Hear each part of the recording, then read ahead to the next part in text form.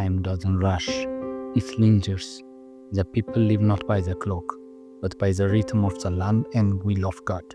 Mansfield Perkins, 1853. Welcome to Ethiopia Through Foreign Eyes, a journey into the past, told through the words of those who came from far away to witness Ethiopia for themselves. Some arrived with wonder, others with misunderstanding, but all left behind stories that shaped how the world saw this extraordinary land. Among these voices, one name stands out: James Bruce, a Scottish nobleman whose 5-volume work, Travels to Discover the Source of the Nile, in 1790 became one of the most influential accounts of Ethiopia in the Western world. Bruce's journey was not merely an exploration, it was a declaration shaping how European audiences perceived Ethiopia for generations. In this first episode, we begin with Volume 1, tracing his early steps, his motivations, and the way he framed Ethiopia long before he ever set foot on its soil. From the heat of the Red Sea coast to the royal halls of Gondar, Bruce encountered hardships, alliances, and revelations that challenged everything he thought he knew. But did he truly understand Ethiopia, or did he shape it to fit his own narrative?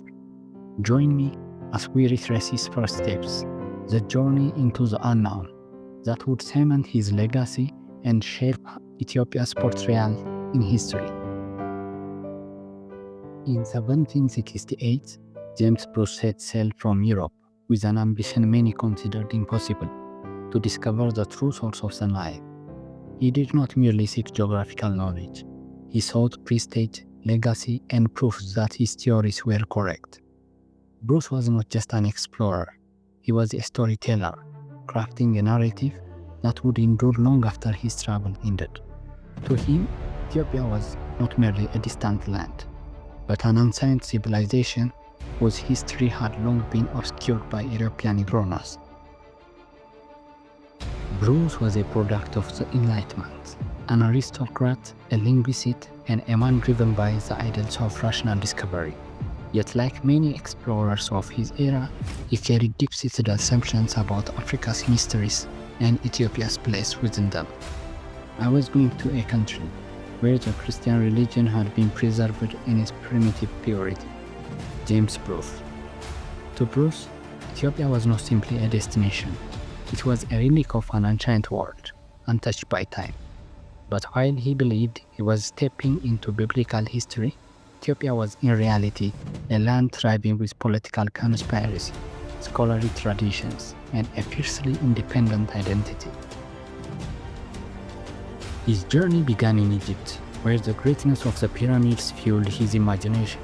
In Cairo, he learned Arabic, studied local customs, and gathered supplies for the laborious journey ahead.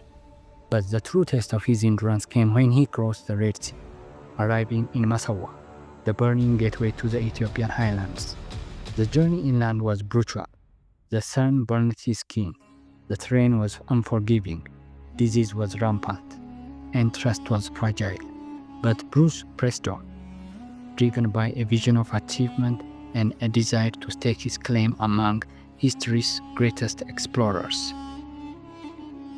Bruce's writings reflect both admiration and misunderstanding of the people he met. He praised their resilience, their knowledge, and the richness of their traditions. Yet as an outsider, he struggled to interpret their customs, often filtering them through European perceptions. They fasted with a discipline I had never seen. Their priests spoke in a language older than Latin, and yet they were unknown to Europe. He marveled at Ethiopia's unique Christian heritage, an unbroken tradition separate from Rome and Constantinople.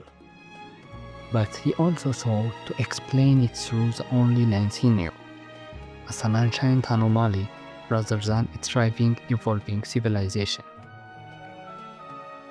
As he approached Ethiopia's interior, Bruce believed he was entering a land of kings and priests, unchanged since the days of King Solomon and Queen Sheba. He saw echoes of the Old Testament in its landscapes and traditions, yet he was unprepared for the complexity he would encounter. Ethiopia was not a land frozen in time. It was a nation of scholars, warriors, merchants, and rulers, a society whose history was written not in shells, but in the very lives of its people. James Bruce's journey had only just begun, but even in this early phase, we glimpse a truth larger than any map, that the power of a story doesn't lie in distance traveled, but in how it shapes what we see.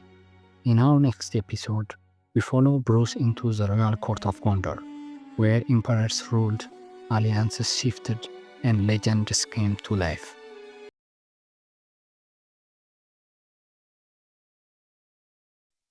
If this journey sparked your curiosity, subscribe and share it with others who see value in the stories that history almost forgot. Together, we will keep turning the pages through foreign eyes.